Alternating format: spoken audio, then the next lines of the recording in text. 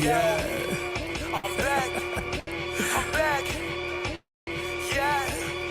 Look, crazy ain't the great nerdcore rap guy. Got into a duel fate and I just pulled a trap card. Third-rate rappers with a fourth-rate catalog. Destined for the shadow realm, y'all should never act hard. Flow is so insidious that I need an apprentice type. Master with the force, peep the context in my sentence, right? Phantom like the Sith is, just don't ask me what my pen is like. They know that I'm the menace, who you kidding? Bitch, I'm Dennis Knight. Sweet to drive, hide-headed, rhymes with Shirley Cole. Tested, you can never twist my metal like the jury goes. So I ain't never mad when I push it to the max. I got Chris riding with me, about to turn this bitch to Fury Road. Since animated, I'm the one the crew congratulated. Winners will provide protective cover like it's laminated. Damn, I made this 16 like a guillotine. It's fascinating. If you think that you're ahead, you get decapitated. All that aside, I ain't merely here to rap words. I'm here to tell you who representing for the black nerds. And to remind you, neither one of these are bad words. Biggest living mirrors, they just choose to see it backwards. Who be the leaders of discussion when the topic trends? Dissections got the culture under microscopic lens. Who got the type that you can miss it from the start and make you feel like an expert on the subject by the time it ends? Check the stat, Louis, viewership is mad nice. All these other shows don't seem to cut it, that's a bad slice. Off the books with unscripted drills you can't write. No vampires, but these interviews on Anne Rice. Yeah, this is the best part. Rhymes on Mandalorian, Independence made a best score. Starting a war with these stars, you won't get far. This is the way you play a game of life or death star. So far removed from the drama, we don't notice harm, but won't hesitate to shed a light like a Patronus charm. With mischief managed, troubles at a disadvantage. Must be something in the water, dip your toe because you know it's warm. Where can you find another show with such a fine cast? And if you try to box them in, they playing Minecraft. And basically to sum it up like you define math, this crew's the best and it figures like a line graph. I'm Mary band like the words I do. Level-headed, you don't have to have absurd IQs. They know you can relate because they're nerds like you. With their help, you'll see the world from a blur's eye view. Yeah. You are now tuned in to Blur's Eye View. And without further ado, we out. Yeah.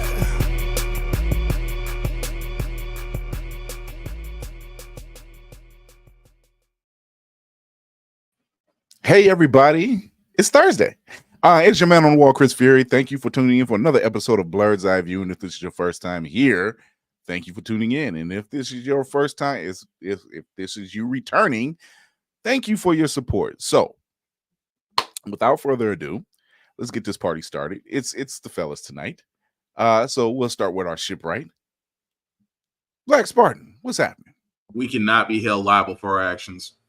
Look, I'm just going to say all the ladies left us, so I'm going to say this, and it probably won't be the last time. I have been marked safe from attending a freak off, and therefore I'm done. Never in the worlds of the legal aspect would you ever hear the words freak off be mentioned in the court of law. Kind of like an SVU moment where IC should come out of nowhere, just like that's some heinous shit. Thank you, Lizzie. Thank you for the donation. Oh man, how's it going, man? Life is lifing. Life got hands.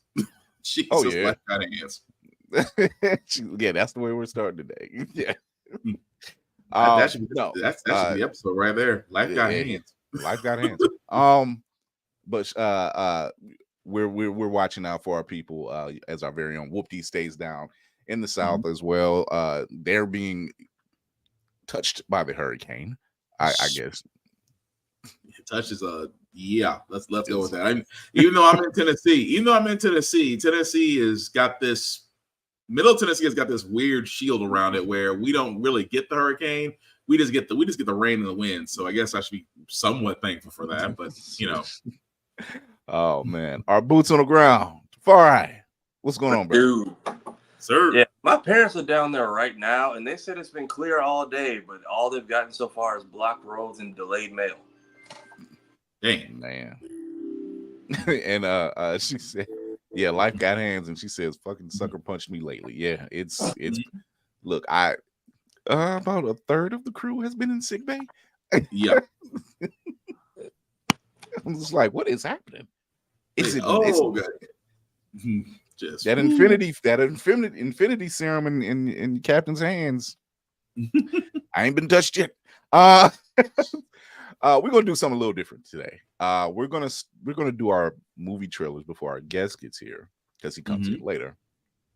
But once again, I don't know why they decided this week was gonna be the week they're dropping trailers left and right. And how? And they just said, everybody waited for Deadpool to say we're going out of theaters and we'll be home on Blu-ray soon, and they were like, all right, now. Pretty much. They have not lit up, and it's just been bananas. I welcome it, but it's been bananas. What a nice way to say come back to the movie theaters, because we're no longer doing seriously.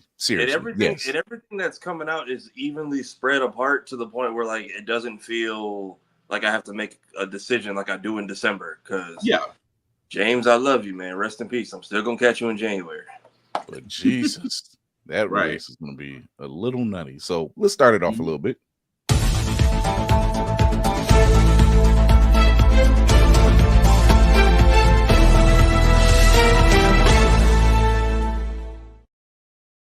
So we have, for the first trailer, is the Wild Robot. And this one, as far as said it best, he said it's like the sleeper hit. It seems like it's going to be a sleeper. No one, I guess, other than critics have seen it, and they've seen it early, obviously. And it's by DreamWorks. So, I mean, they're up there with Pixar. Why not? They handle business. So that's going to be the first trailer. We're going to check that out right now. All right. And here we go.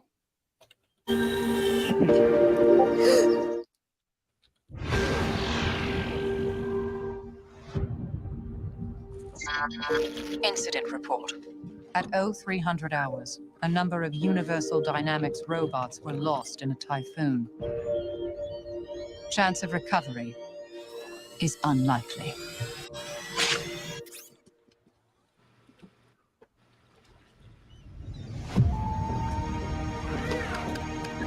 Do you need assistance?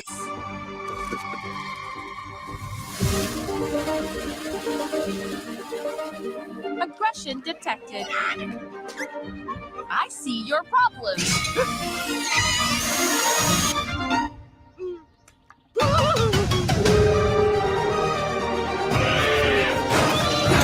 Processing language.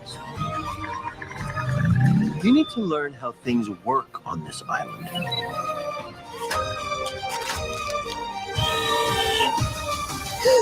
Hello. Goslings in print on the first thing they see. Which would be you? You're his mother now. I do not have the programming. No one does. He needs to swim and fly. Swimming's easy. I can teach him the way my mom taught me. Swim! He's a runt. His chances aren't good. I will protect him. He's got to leave this island by fall. Right, Bill? It is more dangerous for him than anyone else. But he has a chance. If where his wings end, his heart can pay the balance. You are not easy to find. You are defective. I feel fine. You should not feel anything at all. Mom? No! Sometimes, to survive, we must become more than we were programmed to be. I will protect all of you. You are ordered to return home. I am already home, and I am a wild robot.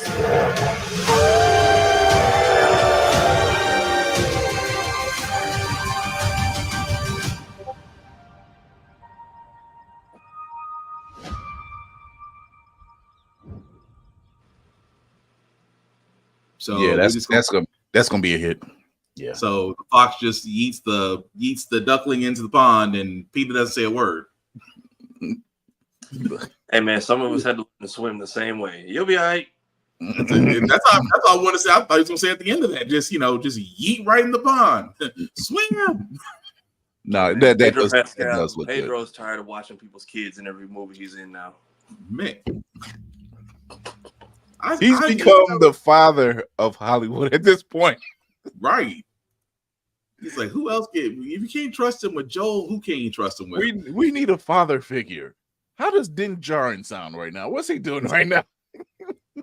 But it is crazy the little promotion that this movie has actually had. It's like, I agree with Tafari. This is probably gonna wind up being a sleeper because outside of social media, you wouldn't know about this movie. No, you wouldn't. That's the crazy part. I feel like I'm hoping it doesn't. I feel like it'll underperform at the box office. It'll do good in award season.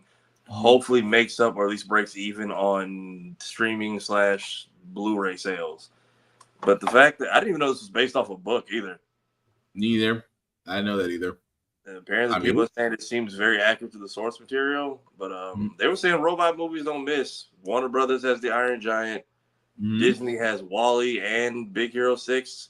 And now DreamWorks gets to enter the ring with this. So really, a lot of animated films do very well. Yeah. You know, just because you don't hear the buzz of, oh, it's made $1 billion or something like doesn't really mean that it's a failure by default. They actually do very well. Inside Out did very well, and you really heard nothing about it.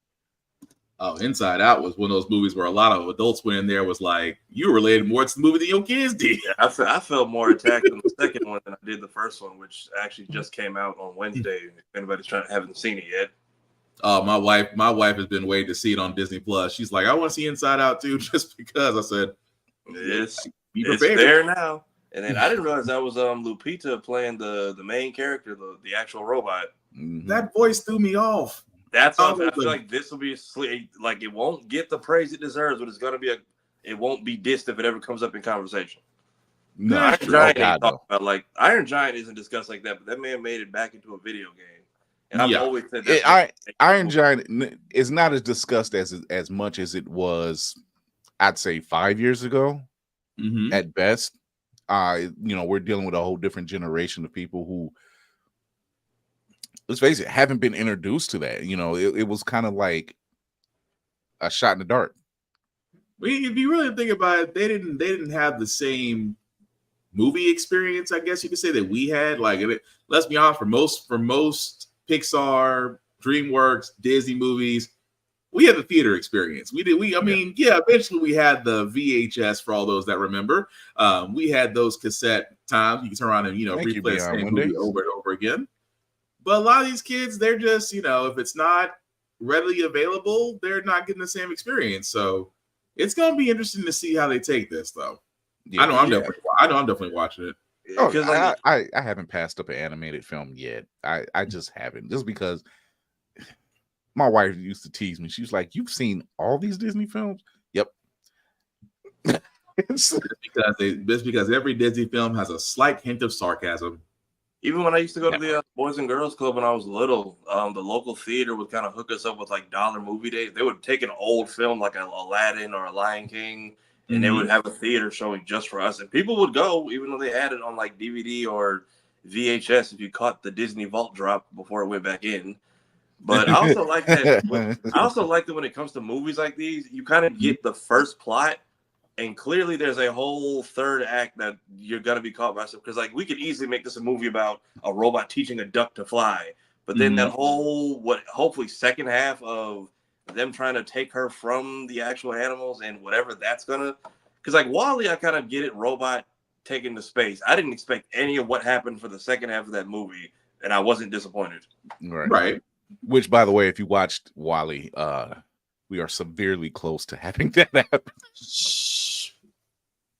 I'm talking about the arcs. That's what I'm talking about. We are literally one good invention away from the fact of making everything else obsolete. We are just once that one invention has reared its ugly head, you know what? At that point, I really am building Serenity. Bump that. I will not be. I will build a Firefly class ship first before that happens. Yeah, I think I'm gonna go catch this I think I'm gonna catch a matinee for this tomorrow since it comes out this weekend. Yeah, that is this weekend. So I'm actually looking forward to that one. So, like I said, those type of animated films never really disappoint, which is why, like at D23 when it was announced that they were doing a third Incredibles, the crowd went ballistic. How long have we waited for that movie? Like, you just like, dude, we should have had a third one by now, and we should have had a spinoff with Frozone and his family. I still want to know. We should have had the holiday. You know what? I'm just gonna throw this out there. Disney, feel free to take the suggestion. If you want to give us a holiday special outside the one you already gave us for Guardians of the Galaxy, give Frozone and Honey the dinner special that we always wondered what happened. Yeah. I'm surprised it wasn't a DVD thing, because like the whole Jack Attack thing, that was promoted as its own reason to buy the DVD when Incredibles dropped. Yeah. In like 2004. And at this point, not even a movie. I'll take a 6-episode, hour-long a piece Disney Plus series, because at this point we wanted a movie, but now that you have streaming, let's flesh out Frozone. I'm just saying, between Jack and the raccoon, does the raccoon come back for a sequel? Just like back to raccoons, back for revenge. So our next trailer, which literally dropped this morning, and Lady Mandalore literally, she put it in the group chat. She said it drops in less than a minute, and I caught it at the last 10 seconds. And I'm like, wow, I needed that. And I wondered how they were gonna play it. I'm obviously not going to be disappointed after you see it, but it's Ballerina is from the world of John Wick, and this is Ballerina. Ana de Armas is the lead actress for this one, and when I say you won't be disappointed, just watch.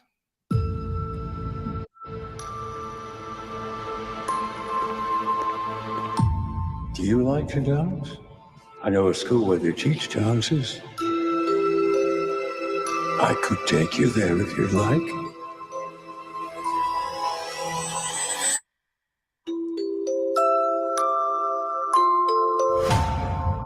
To stop the assassin,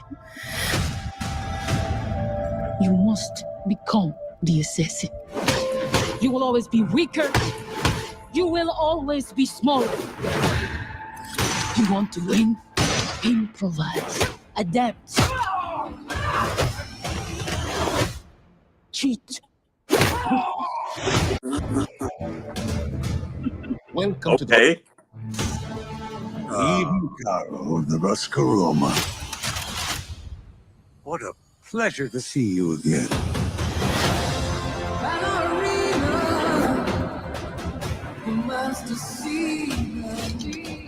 You have no idea what you just walked into.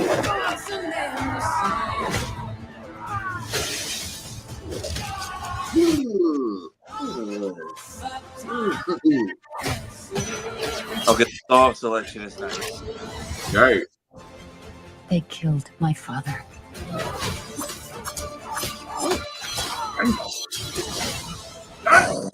This isn't done until they're dead. Fate is a very humbling thing.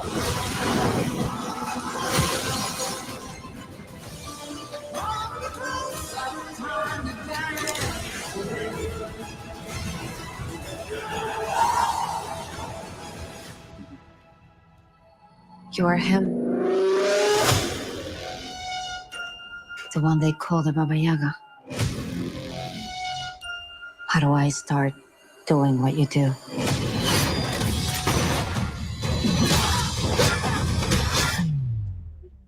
Looks like you already have.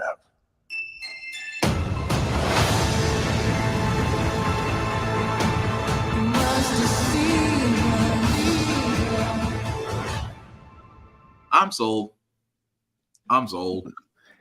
How she was kicking ass in that film is what I was expecting when she was in a Bond film. Just damn. Was that Daryl from Walking Dead I saw in there too? Yep. Yes, it was. Yep. the disrespect with the ice skate though. Just as someone who used to work hockey games, yes, ice skates can be pretty dangerous if used correctly. Man, it's still amazing. I'm sorry. She's been in a lot of films, mm-hmm. but this is going to be the one that like next level. So I got to point this out. Can we blame Winston for everything?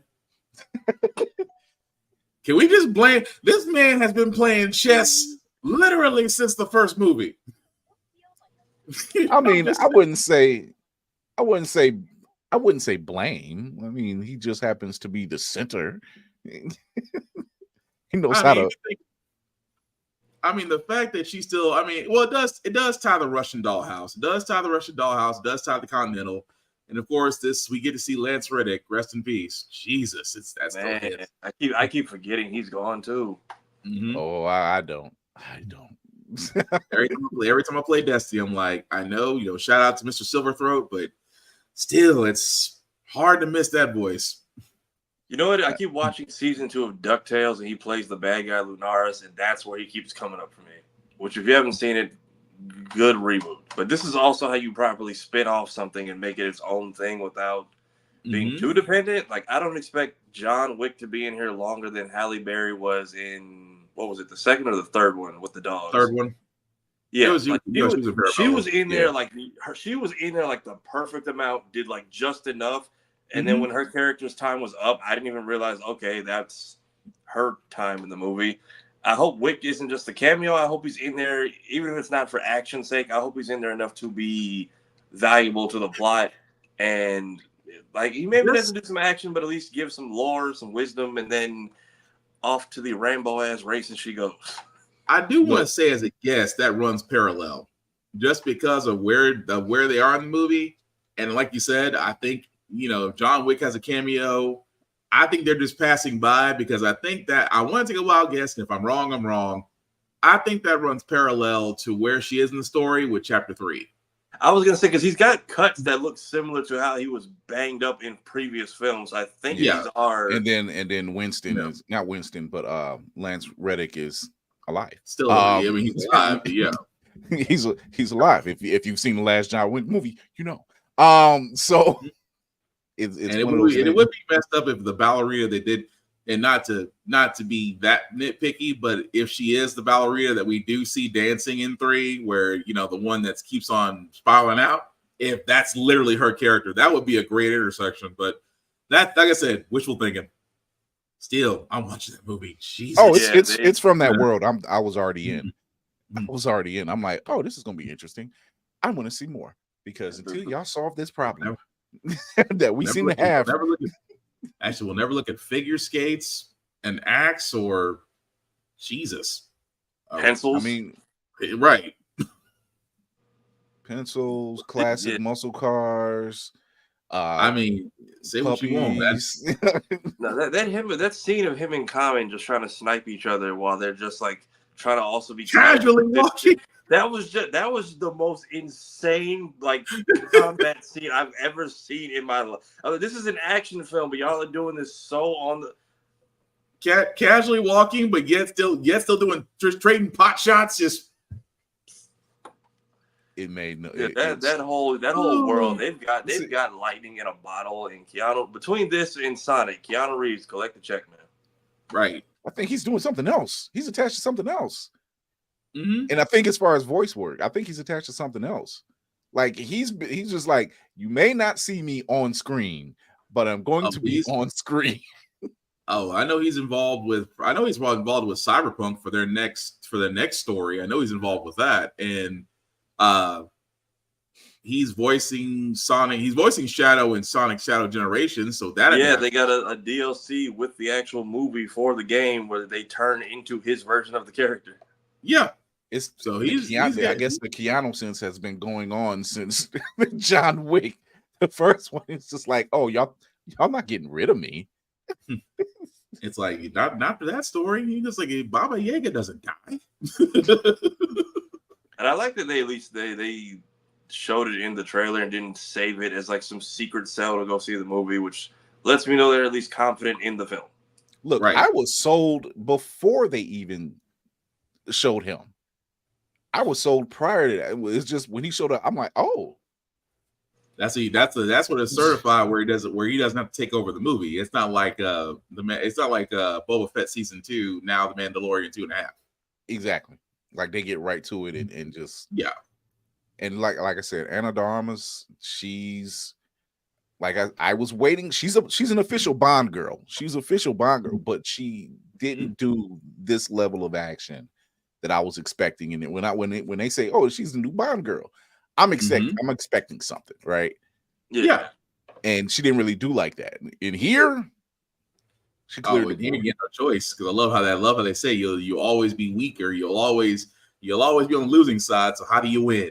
You effing cheat. I was like, you know what? Not wrong about. You know what? I love that. I love that direction. I mean, in y'all world, by all means, it's that or that. Ain't no such thing as a fair fight. Right. So we have a special guest in the house with us tonight. He's been here several times before. He runs Makeaway Consulting. He is the creator of Black Lions and Cubs. Our brother Hotep is in the building. What's going on, brother? What's going on, family? How's it going? Let's put you over here. What's going on with you? How you feeling? What's going on, fellas? Man, I'm feeling good. I'm up here in Raleigh doing some work, man. I got a little sniffle, so if I sound a little congested, please pardon me. But I'm excited to be back part of the crew, man. You guys run the A1 show, as I always say. Appreciate it. So yes, sir. Let's get right into it. Black Lion and Cubs. You have managed to launch a game. You have managed to launch the animation. You have managed to launch the coloring book, all in the same day. No Kickstarter. No shade to people that use a Kickstarter, but not at all.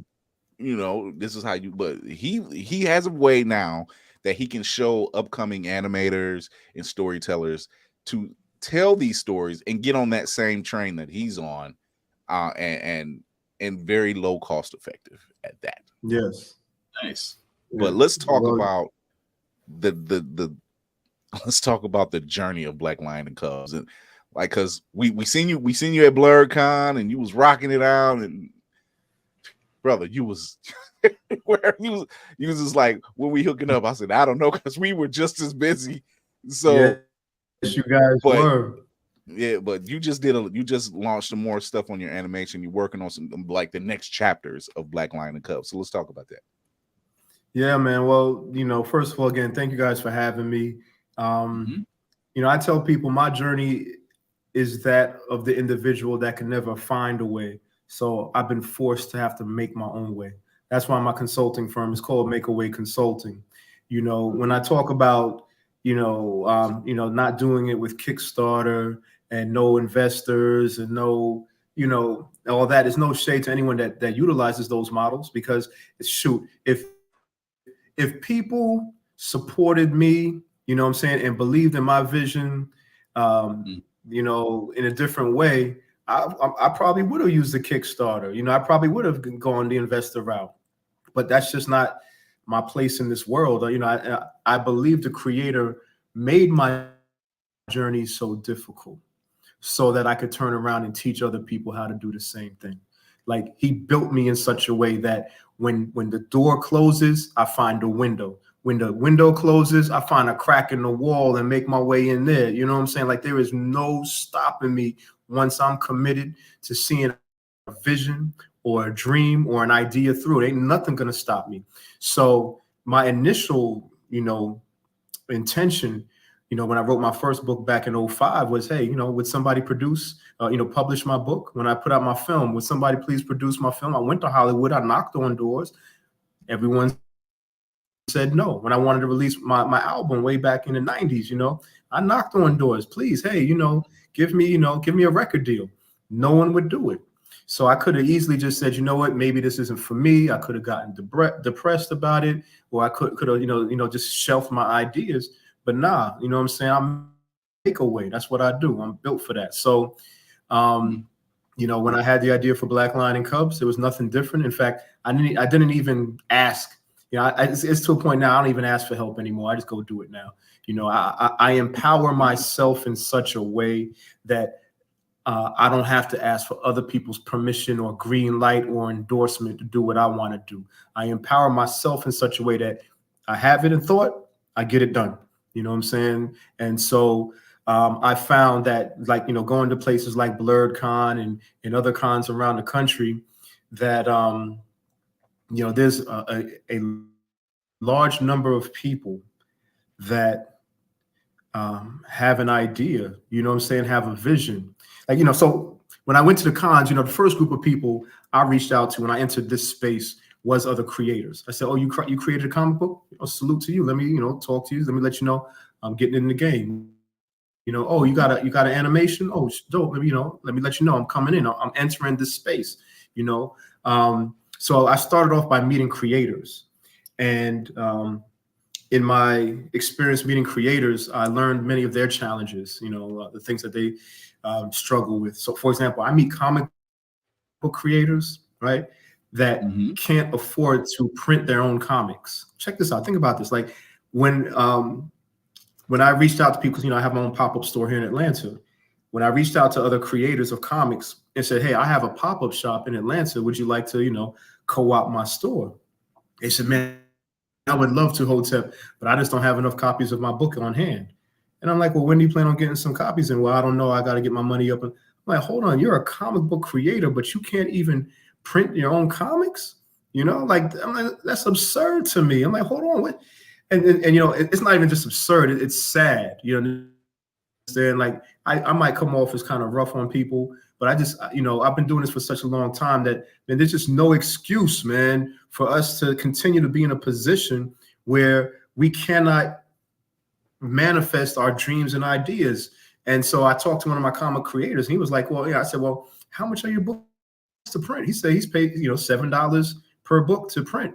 And I'm like, well, how are you making any money? I see why you can't afford to print your books, because they cost so much to print. And how much you sell them for? He said $10. I'm like, small margins, man. I'm like, well, I can see why you're struggling in that regard. So when it came to the animation space, right? You know, I met a lot of creators who, you know, can't afford to get their animation out. Like, well, so that these aren't animators. Like, and I want to clarify, the people that I tend to be most helpful at assisting is not the actual artists and the animators themselves. It's people that are writers, people that have ideas that want to see them into fruition. Because unless the animator or artist himself is willing to step aside and let somebody do the animation for them, you see what I'm saying? Because that's just part of the challenge. So I'll get to that in a moment. So in any case, when it came to the people that wanted animations, you know, I met somebody, spent like $6,000 and he ain't even done with his animation. He's like, man, I had to drop it because I couldn't finish my animation project. I said, you spent $6,000 and you ain't got nothing to show for it? Come on, man, stop it. You know what I'm saying? So I'm just seeing these types of things amongst creators, the challenges that they have. And then when I said, well, why did it cost so much? He said, well, you know, it costs $25 a second for the animation. Like, $25 a second? I said, that's how much you paying? I said, man, I ain't paying nowhere near that. So in any case, what I learned is that people have no real idea of how much they should be paying, how much they should not be paying, or the vast difference, the range in costs for a lot of these things. And so as I've been working with creators in particular in this space, what I realized is that, you know, I was paying a tenth, literally 10% of what other people were paying in the comic creation, in the animation, in the video games too, you know. And so, and I didn't realize this until I talked to an OG in the space of you know, creation, animation. He wanted to put out a book, right? So I'm talking to an OG, you know, in animation, who's done real top tier work, and he wanted to put out a book. I said, well, you know, I could, help you with that. And he said, well, Hotep, I got to go, find the funding, because, his process is always, if I'm going to do a project, I have to find a funding source to, to help me with it. And so, well, I said, he said, so, how you manage your books, your book projects? I said, I fund myself. He said, what? You fund? I said, yeah, I fund myself. I don't. He said, and so my point is, he had no, as much as he's an OG, he had no idea of the opportunities and, the range, again, of what a person can do, because the assumption was that it's too expensive, it's too costly, it's too much for me to do it. And so that's people that are in the creation space. Turn it around to people that have, that haven't even created anything. What I've realized is that there's another group of people that I met in the space. So there's the creators is the first group. The second group is the people that are like the fans, right? The fans of animation, video games, and comics. I met a whole nother group of people that are fans. And shout out to all the fans out there, man. And so I meet people, oh man, I love this, I love that. I watch this, I watch that, I play this, I play that. But when I meet them and, I start talking with them, they say, you know what, I have an idea for something, and I so, my question is, why aren't you doing nothing with it? Like, and so these are the two main groups of people that I've met over the year and a half that I've been, doing Black Line and Cubs. And the bottom line is, man, we can do more, man. We can do better. And my message to everyone is, if you're a fan of animation, you can create your own animation. You can have it done. You can have it produced. If you love reading the comics and the graphic novels, great. And the manga, but you can have one created, right, with your ideas. And if you like playing the video games, you can create a video game, have it made with your ideas.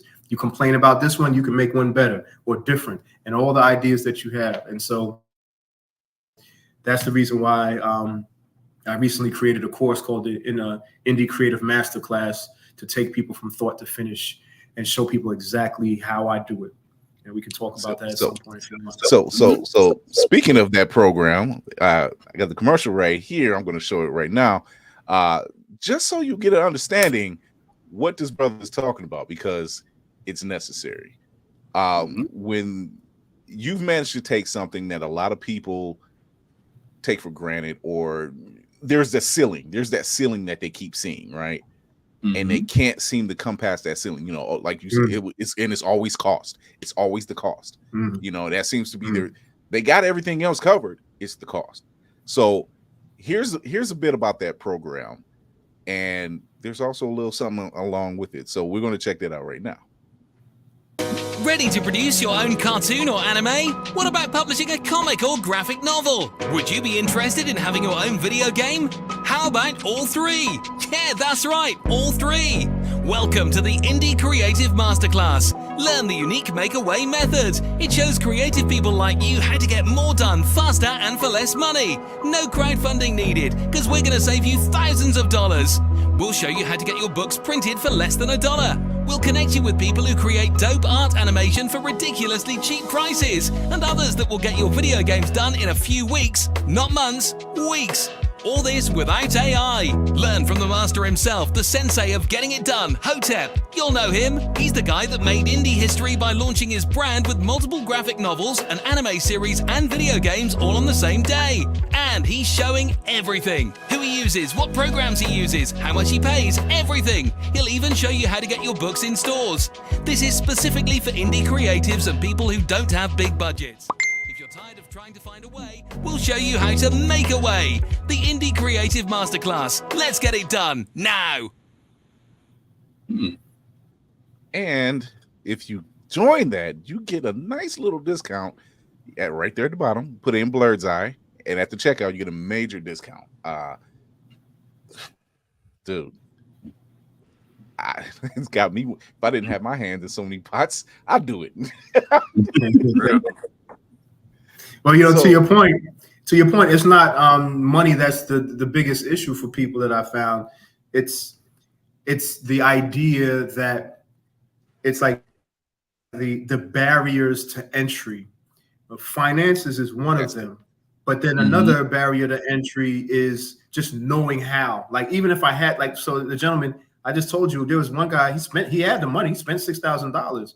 He didn't know what he was doing, and so he wasted a whole lot of money and has nothing to show for it. So that's the other barrier of entry. So one barrier of entry is money, and people thinking that the money it costs too much. Number two, the barrier of entry is I don't know what to do and how to do it, and I don't know where to go. And so that's the other one is and then maybe a third one might be I don't know who to utilize, right? Because I can tell you guys, listen, I'm an artist, I'm a visionary, but when it comes to business and getting stuff done, artists, artistic, creative people can be some of the worst people to work with.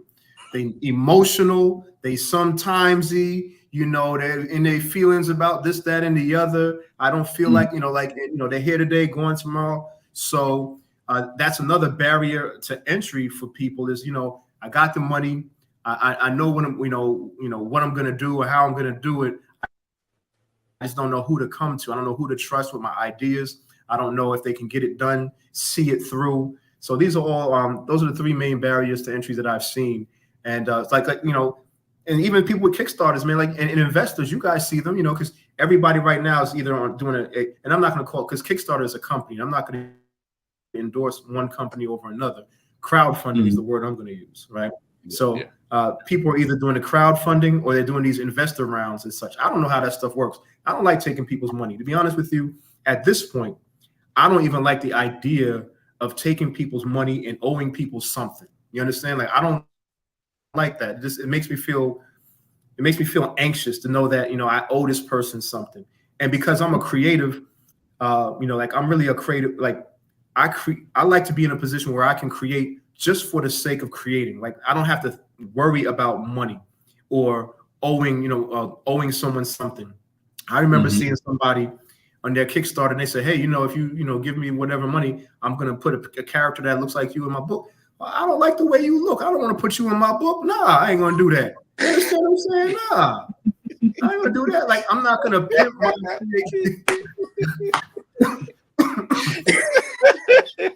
Hey, I respect the honesty.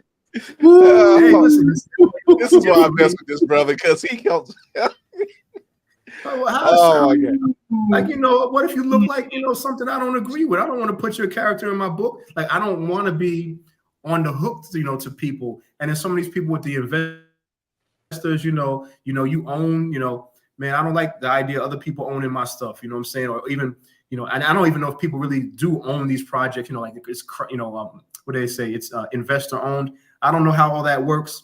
It makes me nervous and anxious. I like to be in control. I'm a control freak. And when it comes to my vision and my creativity, I like to do whatever the hell I like to do, and I want to do it. That's it. And I don't want to have to ask somebody.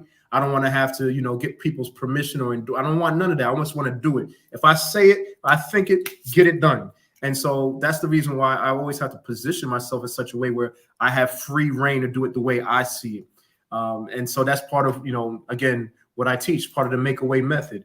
Get it done fast, and get it done for less. That's my method. Get it done first and foremost. Get it done quickly, and get it done for, for a very inexpensive manner. That's the method. Okay.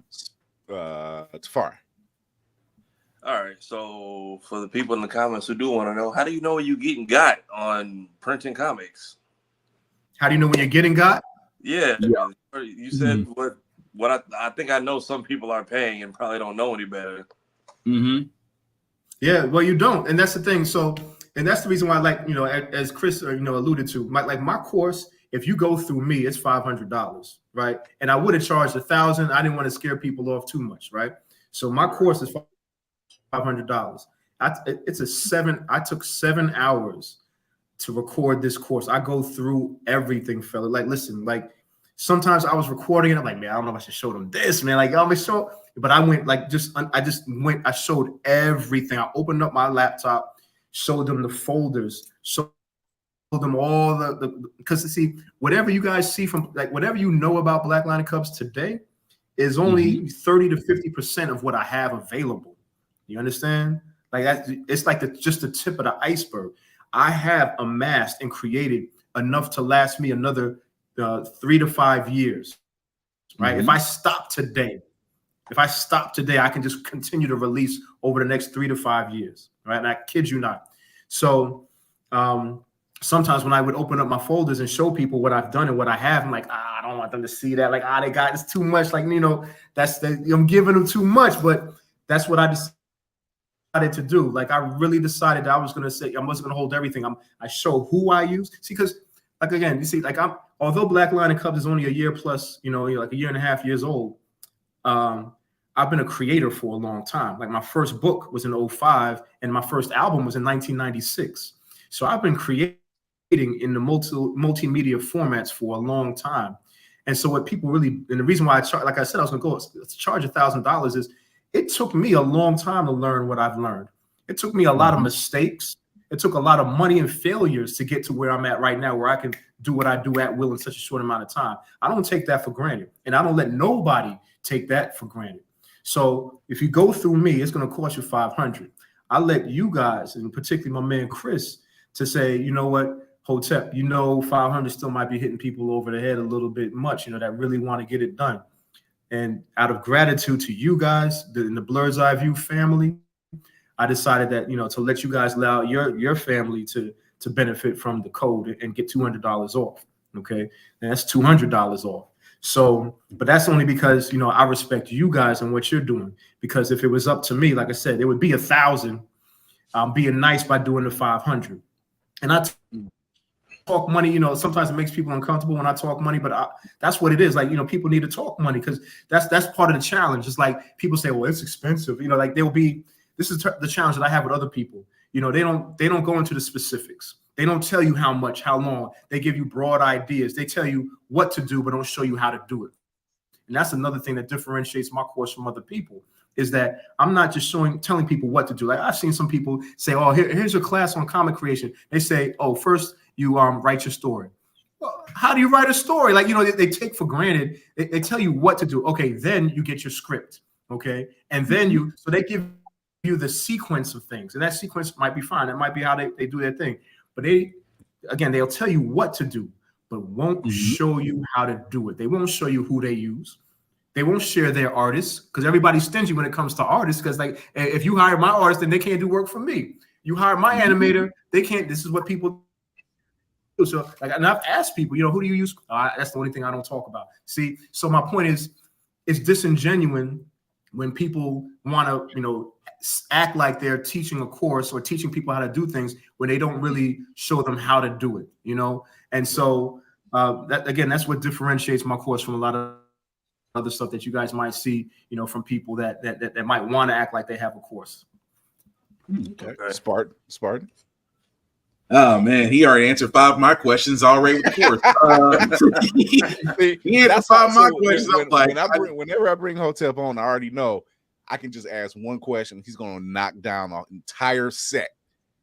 Yeah, if there's one thing I'm going to say about Hotep, he is thorough. Because I'm like, God dang, I have to throw out my whole question list. Well, in that case, first off, congratulations. Because again, launching multiple areas of entrepreneurship at the same time is, number one, amazing, and number two, shows it can be done. The only thing I can come up with is because outside of because I was going to ask, with all the bridge building that you're doing, that you're using your investor class to actually show that. So I guess now is just that now that you kind of put your knowledge, knowledge per se out there in a course, do you have any, when you were going through this thought process, did you have any type of hesitation or did you kind of go, okay, do I want to say this process? Do I want to treat it as a level of, if you're not at point A or not at point B, then you shouldn't try this yet? What went into your thought process as far as building this entire course, this course that you created? Thank you for that. And look, please feel free. Y'all got a part of me. Like, to your point, big brother, the other thing that differentiates me and my course from a lot of other people is I'm not just a creative person. I'm a trained educator, right? So, you know, it's one thing. So let me just say this to, you know, before I answer your question, for anybody out there that wants guidance on creation, whoever you're seeking mentorship from and guidance from, first and foremost, make sure they've done it themselves. Like some people be out here pontificating about things they've never done themselves, right? Number two, make sure that they're still doing it, that they're actively engaged in it. Because if you're talking to somebody that was creating comics, and let me just preface that first part, like Todd McFarlane, you know, and maybe not, I'm gonna just use him as an example, or Frank Miller. Like if you're a guy, you might, you know, love a guy like I do, like those two names, because they used to work for Marvel or DC, right? But let's be clear, if they work for Marvel and DC, they don't know anything about the indie route. You understand, like what it means to be able to have to do it yourself, because they had a company and a corporation and a team of people behind them helping them. Now, some of these names I mentioned do have some indie projects. I'm not trying to disrespect them, but my point, just understand my point, that if don't get caught up in the glitz and the glamour of someone that's done stuff for major networks or, you know, Nintendo and all of that, because chances are they don't know anything about doing it themselves. You understand? Because they've had the corporation. So make sure whoever you're seeking guidance from has done it, right? Number two, they are currently doing it. And the reason why their processes need to be current is, as you guys know, technology changes, right? So you might be talking to somebody, you know, they wrote something or created a video game 20 years ago. Well, 20 years ago, man, come on. Like, yo, that process is obsolete now. You understand? And then number three, which leads me to your question, my brother, is make sure that if they've done it and they're still doing it, that they can actually teach how to do it. Make no mistake, lady, how you doing, lady, and gentlemen, right? Teaching is a skill, okay? Don't just think that not anybody can teach. Like there's a specific skill set that's required to effectively teach someone how to do something. And so that's the reason why you might have people that have done it, that are currently doing it, but they can't teach. So they'll have their little class and say they're going to teach. They don't know how to articulate exactly the steps in a cogent manner of what to do. I've built curriculum. That's what I do. You know what I'm saying? For Makeaway Consulting. So what I've done is developed a full curriculum to take people from thought to finish. That was my mindset behind this. Is okay, listen, I'm going to start from the actual thought. I have an idea. And I break this down. Like I go, like if you see the first, and for all of you guys that are wondering whether or not this is for you, just go to, if you're not going to use, you know, the Blerd's Eye code, go to my IG and just look at, go to the link in the IG and just do the preview. The preview don't cost you nothing, right? Just do the preview, which gives you the overview of this course. And you'll see, like one of the things I talk about is, you know, if you're going to do this and you do it on multiple media formats, you have to, you know, be in the mindset that you are not just developing an anime or writing a comic. You're creating a brand, right? So that's the big picture item that you chances are you won't hear from anybody. and once you see the preview, then go ahead and use the Blerd's Eye code. And I put the link. Because you don't want to. Once you use a preview, you don't want to use. Listen, you don't want to buy it through me because you're going to pay $500. You want to use the Blerd's Eye code to save you some, you know, significant amount of money, $200, right? Mm-hmm. And you trust right now. If you don't trust anybody else, you trust the captain. I haven't steered you wrong in these 4 years. I'm not going to steer you wrong now. So that's the first thing I talk about is, you know, listen, right? You're not just creating a comic, you're building a brand, right? That's why you see over here on my thing, it says a family-friendly anime brand.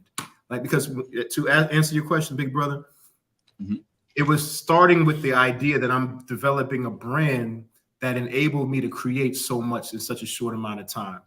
Now a brand is not an IG page in a logo. That's not a brand. You understand what I'm saying? Like a lot of people don't even know what a brand is because you know technology has, you know, changed people's ideas. So in any case, I start off with that. And so once I put people in the mindset and share with them how to, you know, what a brand actually is and how to develop a brand, then we can talk about, okay, wow, now that we start with one, that one easily matures articulates into several others very quickly and easy. And that's part of why I have, even when I started off, last year with you guys, when I launched on July 17th last year, I had so much in such a short amount of time because I knew that I was developing a brand. You don't hear me talk about Black Lion and Cubs as an anime or a manga or a comic. No, I have all of those properties under this brand that I own. And so, and then, the development of the brand has created so many other opportunities for me. Like, for example, just recently, I've been announcing that I'm working with RBX from Dr. Dre's The Chronic album. Now, I don't know how old you guys are, but, The Chronic in 1991, 1992 is like the even to this day, one of the most classic, phenomenal hip hop classic albums of all time.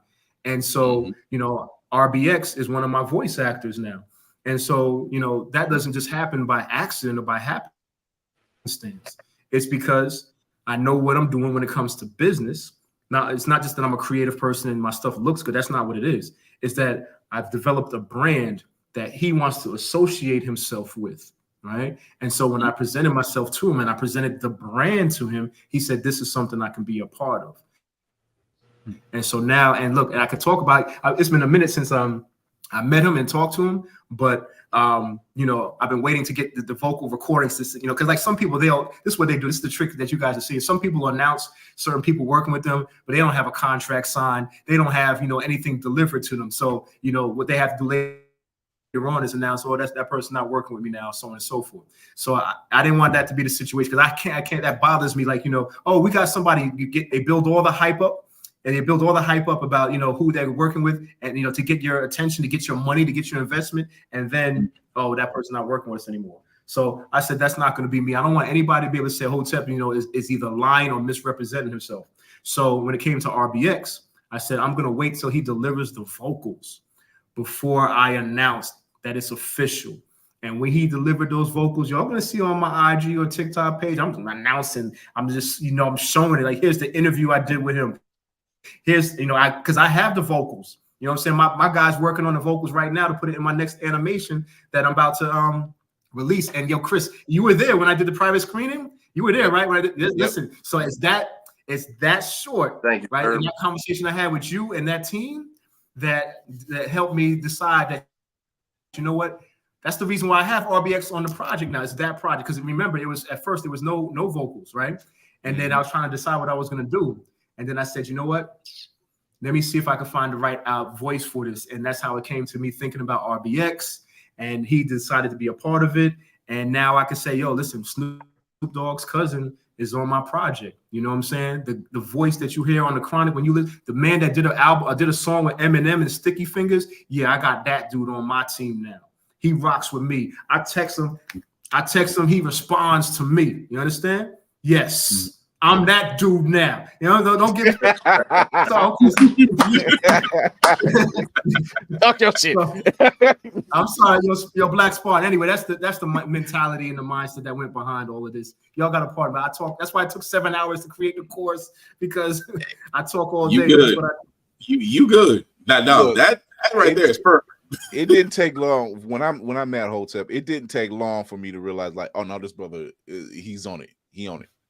This ain't just talk. This ain't this, like, he gonna say, no, I'm gonna let the business part speak for itself, and then I'm gonna come in. So by the time you notice it, you're like, yeah, this okay. Like, he don't play. He don't play. He puts in the work, and then he makes the move and say, all right, where you been? Where you been? That's why I appreciate you just being thorough. I mean, look, I'm with you. When you talk, you preach. So I get that completely. But at the same time, I love the fact of how thorough, you literally covered every angle and still delivered the message. So trust me, you fine. There's one thing we've come to expect. We expect the message to come whenever you're talking. So you fine, man. Trust me. Thank you, so big brother. before we go to break, I know Whoopty might have a question. Or are you just I have a small one. Your name is Black Lion and Cubs. You are a family-friendly anime brand. And when I initially met you for the first time at AWA last year, October, you were with one of your kids at your table. So are you creating this brand in order to pass it on? And how would you like to see that move forward as a family brand? Man, that's the first time anyone asked me that question. Thank you for that. So now you're giving me the opportunity to talk about where my heart is. Like sometimes I come off a little aggressive and, like, yo, because that's the New York in me, but but I want to be clear that I create because, like Erica Badu, man, I'm sensitive about my stuff. You understand what I'm saying? I'm like, it's personal to me. Everything I do is just personal. I create out of a personal need to express myself. I told somebody the other day, man, I'm addicted to creating. Some people are addicted to drugs, alcohol. I'm addicted to creating. I remember I used to tell my wife, I'm gonna stop writing. I'm not gonna write no more books. You know what I'm saying? And here I am, like 30 books in, cartoon, all kinds. So all this is real personal to me, first and foremost, because I got something to say, and I'll be damned if I let anyone or anything stop me from expressing myself. You understand? That's number one. Number two, now I'm a father. So it's not just about me. It's about my need to make sure that there's something in the world that my children can look at, see themselves in it, see themselves as not the token or the extra or the sidekick, but as the main hero. See something that's appropriate for their development, because my children are young. You know what I'm saying? Y'all probably got older children. My children are 3 and 5. So I gotta just, I can't wait for anyone else. I don't put that responsibility on anyone else to do what I want to see done. I get busy, I get it done. You know what I'm saying? That responsibility is on me, not Netflix, Disney, Marvel, DC. No, I'm not. You'll never hear me complain about Hollywood and what they doing. No, it's not on them. It ain't white people's job to represent black people. Man, it ain't their job. That's our job. And I take it upon myself. It ain't Japanese people's job. You know what I'm saying? To represent message. Message. They doing their job. We need to do ours. So now you get me on my black stuff. You know what I'm saying? But in any case, to answer your question, sister, my children, I created Black Lion and Cubs because I saw that my children like the format of anime and that style of art. And I wanted to make sure and I wanted to utilize it to engage them, to educate them, to empower them first and foremost. And now what I'm seeing is other people like, oh, shoot, that's engaging to my kids or my family. It's engaging to, it's educating my children, my family. It's empowering them. So although it started with me at the heart and my children, now the world is starting to respond to it in such a positive way. But to answer the last part of your question, I don't have the intention of my children taking on the legacy of Black Lion and Cubs. One of the things, because I'm a long-time educator and I've seen, the great parenting and not so great parenting. One of the mistakes I found, even in my own family, that some parents make is they have they place their dreams on their children. They place their not expectations. Expectations is one thing, but their dreams, the things that they never did, the things that they never had that they wish they did, they place that on their children. And I want my children to be the best version of themselves. You know what I'm saying? They can't be me. You understand? They can't be me. They're not gonna be me. And I want them. My youngest said, "Daddy, I'm your twin." I'm like, "Nah, son. We look alike, but nah. I want you to be you. I want you to be better than me."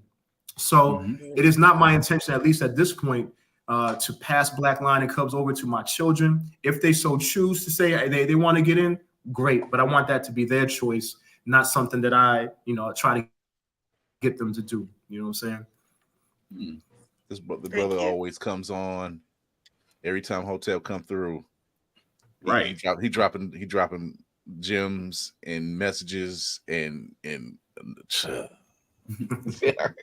I mean, preaching to the choir on that one. Pretty Oh, much yeah. residue a lot of what I be. When he went in there and said it's not Hollywood's job, I'm like, exactly. It's great that we want to see that, right? But it's not their job. It would be good, like it would make sense. It would be in their best interest to do so.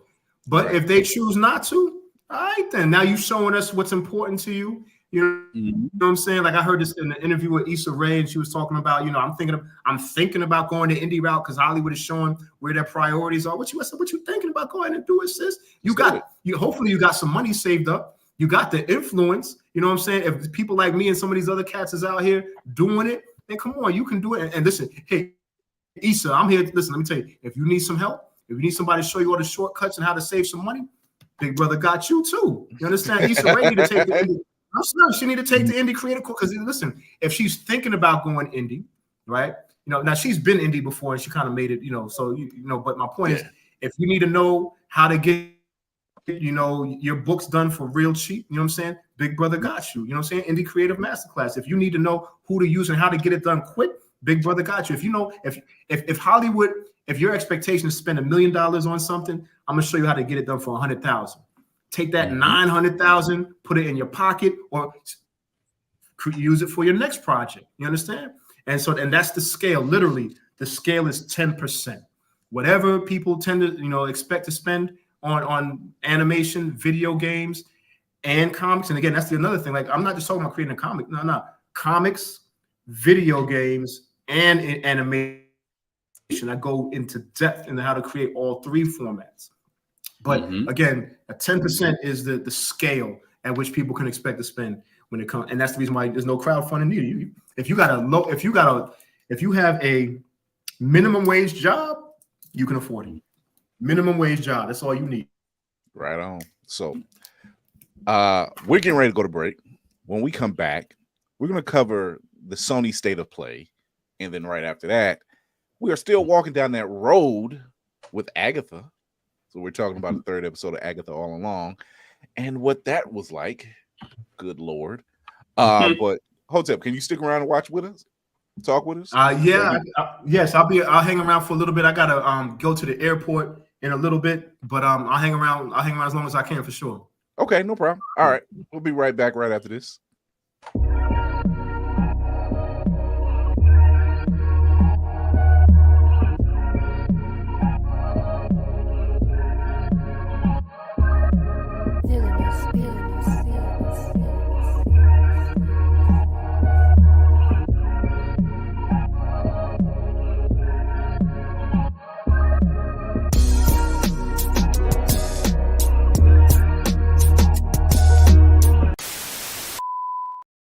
I'm Tony Weaver Jr., author of Weirdo and player of Magic the Gathering, and you are watching Blerd's Eyeview. Blerd's Eyeview is a proud affiliate of Otaku Noir. Use the code Blerd's Eyeview for 10% off on all items. With a different nerd-themed box filled with items made by talented blerds across the country, you surely will not be disappointed. Go to otakunoir.com. Otaku Noir, the #1 blerd mystery box company.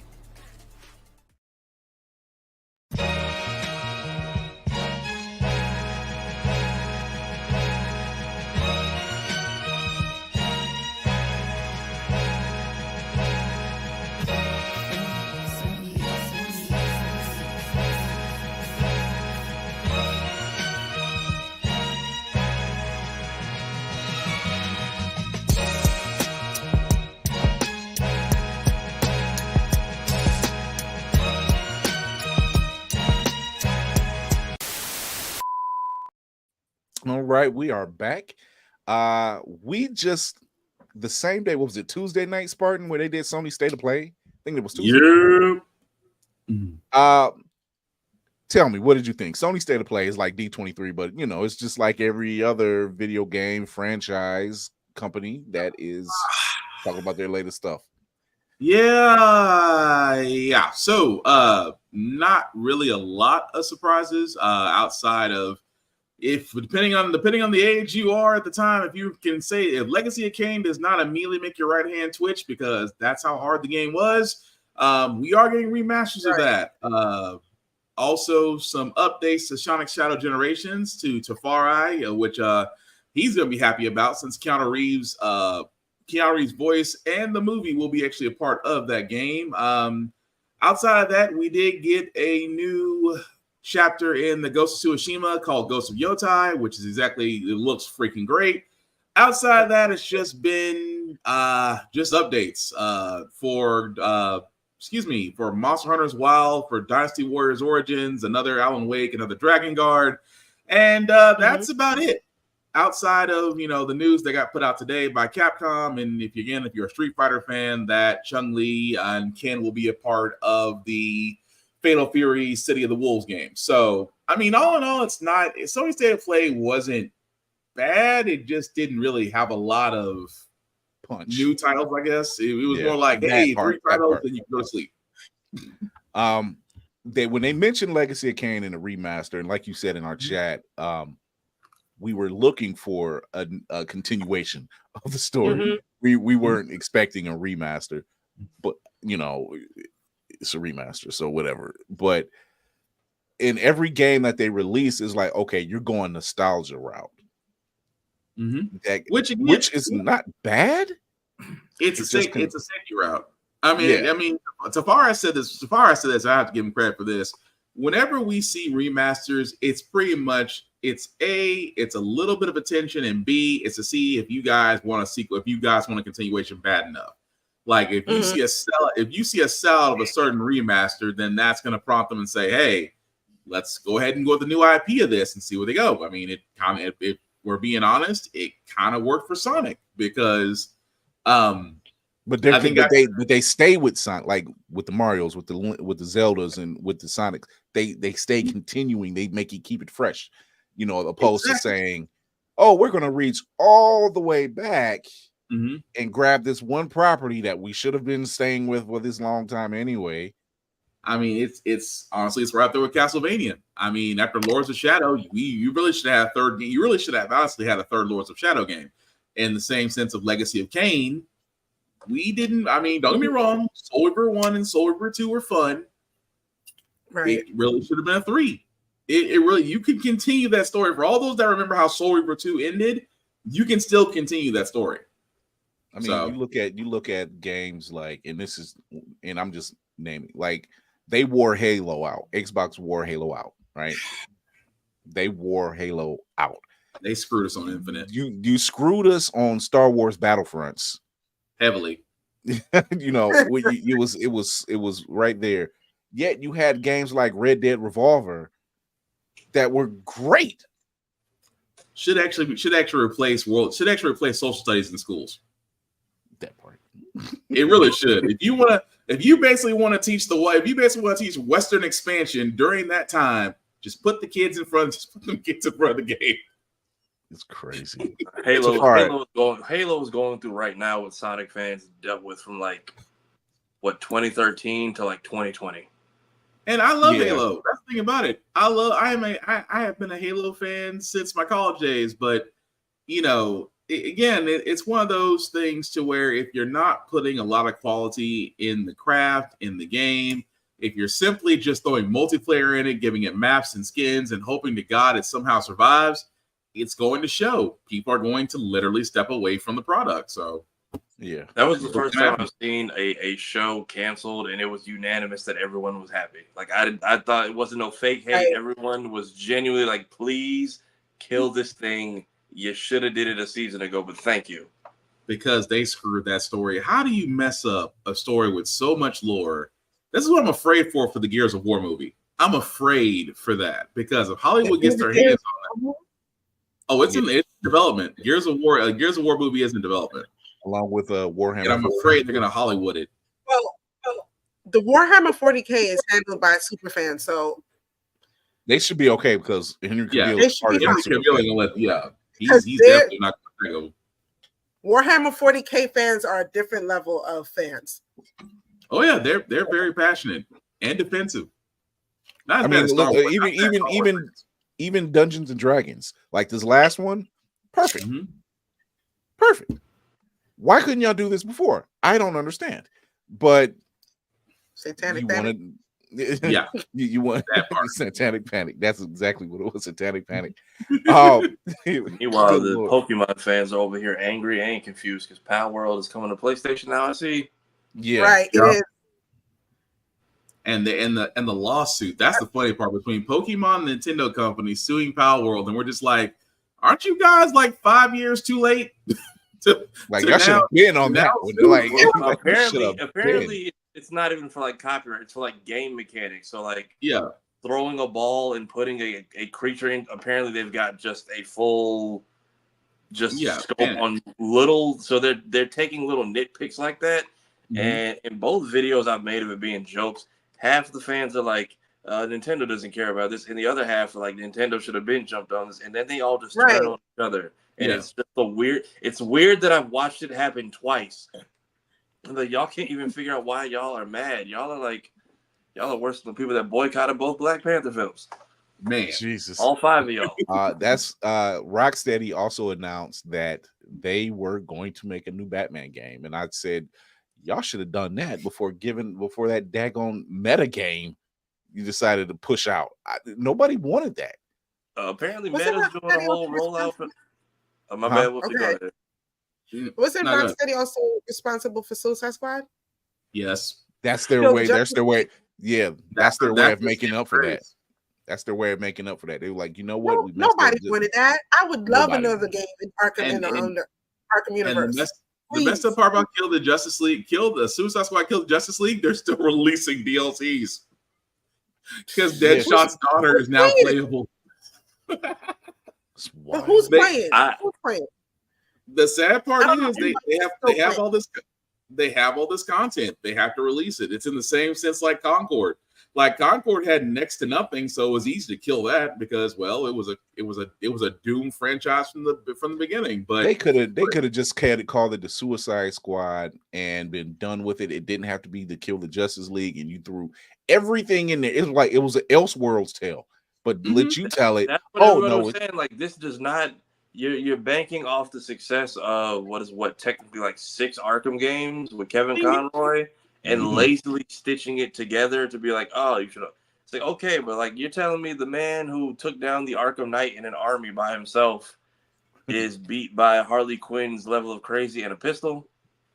But this is why with Rocksteady doing Arkham Shadow and they're doing another IP, that's their Hail Mary, because if Arkham Shadow bombs, that's the end of Rocksteady. Arkham Shadow is a VR game? Yes, it is a VR game. A Meta Quest specifically VR game. So. Yeah, it's not on any other platform. And they was like, oh, you can beat Batman. I'm like, we were fine with the being on the regular platforms. We were fine with that. No one asked for that. That's I remember when that trailer dropped, everybody's reaction was like, yes, no. Everybody, because it was at the end. It was the end when you say, "Oh, no, absolutely." So, like, you had a beautiful ending. It was great, but now, like with a whole Justice League, you now need to explain why this man had to fight a prison break, Joker cancer, getting arrested, and his whole city having a nuke go off, and nobody. Like Metropolis, I think you can see from across the water, so like you can. You're telling me in this world, Clark just watched all that from his apartment and was like, "Nah, y'all got it." Pretty much, because Bruce said, "You don't come into my city." And then in the lore of, you know what? That's how you get Injustice Superman. So you know what? Sit this one out. But still, at the same time, it's like in the lore of the game, because I watched them, it's like, so apparently. When he became the Demon Bat and was just hiding in Arkham, apparently Clark just kept bothering him until he was like, "Fine, I'll join the team." Yeah.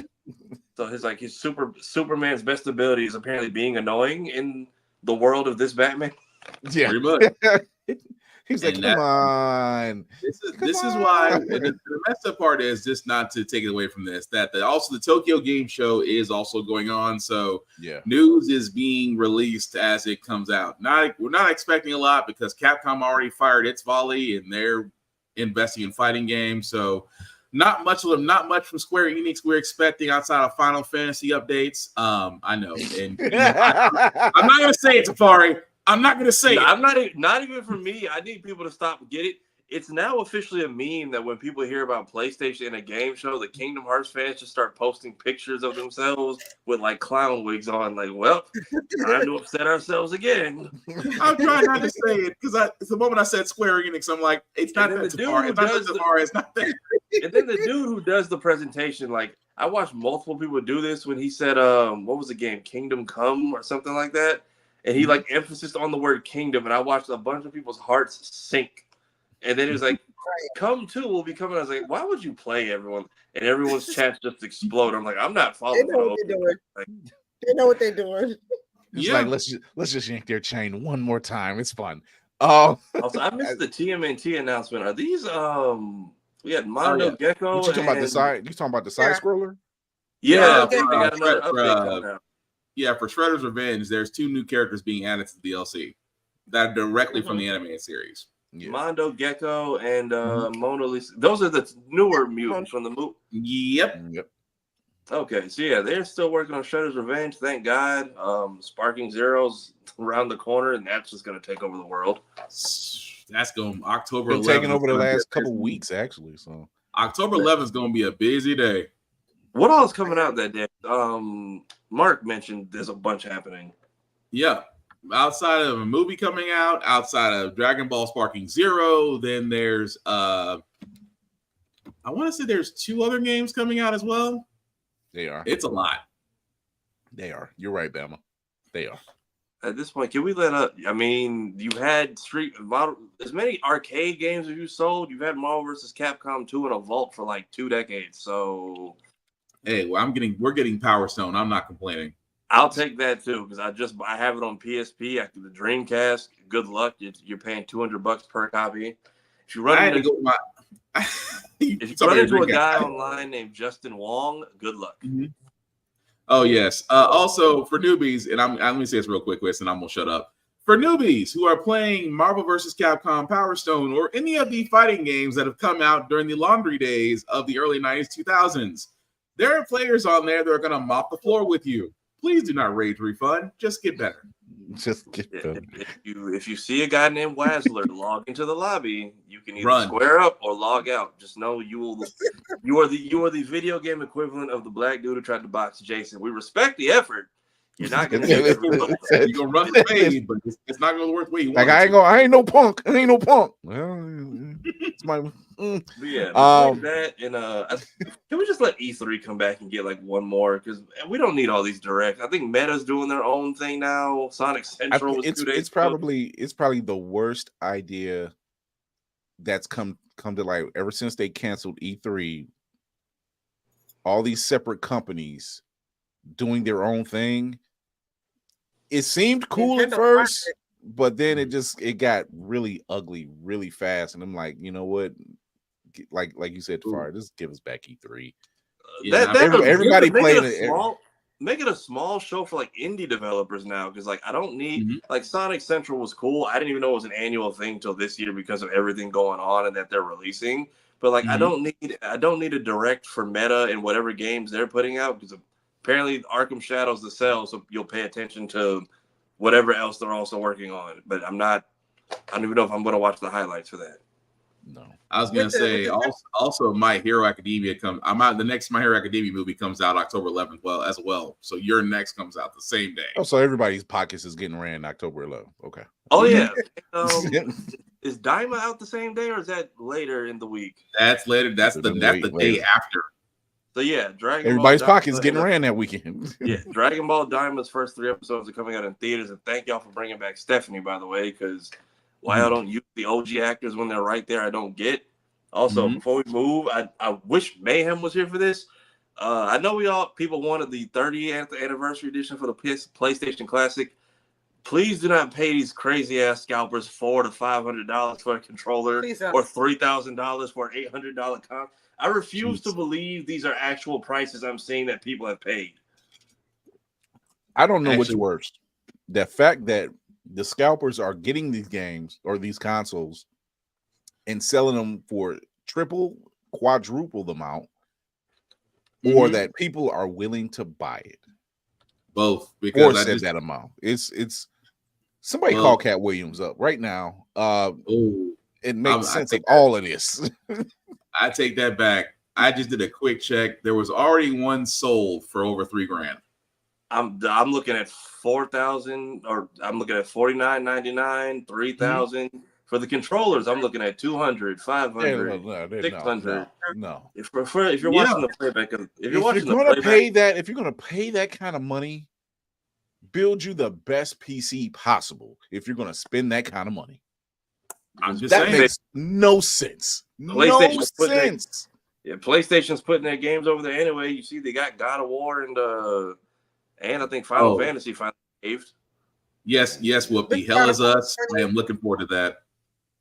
I forgot about Hell is Us. I apologize. That also came out during State of Play, and it does look really good. Well, we're going to take this quick break. We're going to come right back, and those scalpers, they can kick rocks. Yeah, honestly, if you haven't seen it today, if you're watching the playback, cut to Cleo Thomas for everyone's reaction. Please. he said it for all of us. We'll be right back. We're going to be talking about the third episode of Agatha All Along. Spoilers ahead. If you know us, we do give you 24 hours, and it's been well past 24. So you're on the clock, people. We'll be right back.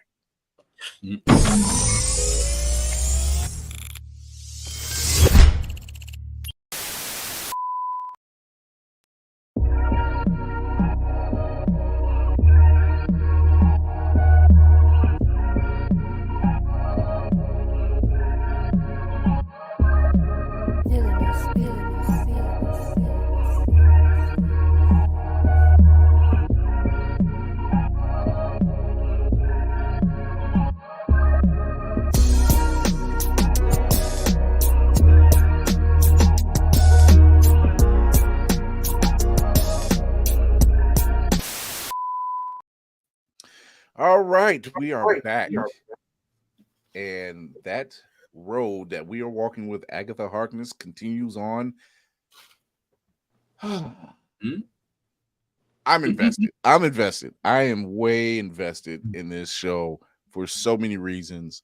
I'm liking this horror aspect. They decided to really jump on. This is a perfect vehicle for it. Whoopty. We got to start with the lady of the house for the camp right now. Did you watch it? I did. I could see that what they're probably going to do going forward is that each trial is based on the witch, and we're going to get stuck up on the green one. We all know why. I liked. I had a couple of questions. I mean, some of the stuff that they brought up was, spot on what we were talking about in the chat earlier in the week, last week. I like it. I like what I'm watching. And I would like I have a thought. Because so Aubrey Plaza's character they keep saying, oh, she's Lady Death. I'm like, no. She's the Green Witch. She's the Green Witch. She was supposed to be who I'm just gonna call her. I'm just calling her Mrs. Foreman because she's clearly just a variant of Red's wife and Eric Foreman's wife. I'm so glad it wasn't just me. As fast as she went to the wine and not on the upholstery, I'm like, this is just I love this Mrs. Foreman. She literally went into her That 70 Shows character right there. Says witches are not always. I was like, I just need Red Foreman just to come through and just be annoyed that people are in his house. That's what I need right now. But no, it was interesting. And then, also at the same time, you people out there, I'm pretty sure you guys are happy now since a name got mentioned. Oh my God. Less than an hour after it dropped, the amount of thumbnails that hit my feed. They did that on purpose. Yeah, real quick. Because Hotep, I know you got to step out. Tell everybody where they can find you. Well, first of all, again, thank you all for having me, man. I always love being on your show. Top A1 podcast in regards to all blurred activities and things going on. And I'm waiting to see. I'm looking forward to seeing the day when you guys get broadcast on some on not only Blurred Station, but then also on some of the big networks that we're all used to watching, whether it's on Prime and that, like one of those type situations, cable, whatever it is. Me, everything can be found, as you see on my tag here, at Black Line and Cubs on IG. That's the one that I respond to. Or go through the website, you know, get on our newsletter. I always recommend that people get on my newsletter because, you know, I say it again and off with this message. In this world, it's either ownership or it's slave ship.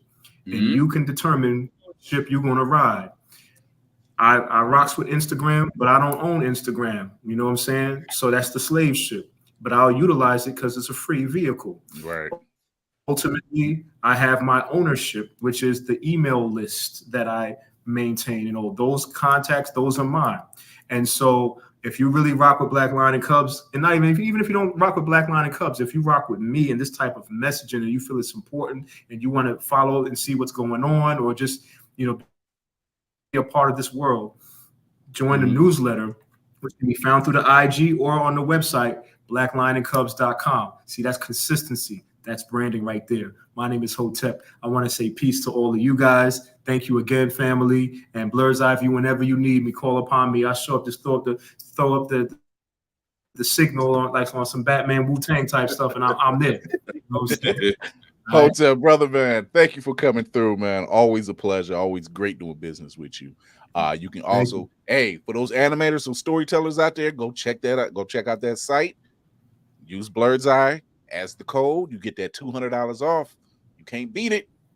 And it's cost effective and not time consuming at all. So I'm telling you, go check it out. Hotep, I'm gonna talk to you soon, man. All right. Yes, man. So let's fix that there. Okay. So yeah, Ria Vidal is the Green Witch. That is it right there. They keep saying, "Oh, it's Lady Death." It's not Lady Death. It's not. However, don't ask me how I know. It's just I'm paying attention to the details. But right, you're right. The minute Mephisto was mentioned, crickets. I'm sorry. Crickets is the wrong word. Fireflies lit up like freaking Christmas trees. Ew, she said it. I said, I said the theory folks about to go crazy, and here they are. Yeah. Just my They God.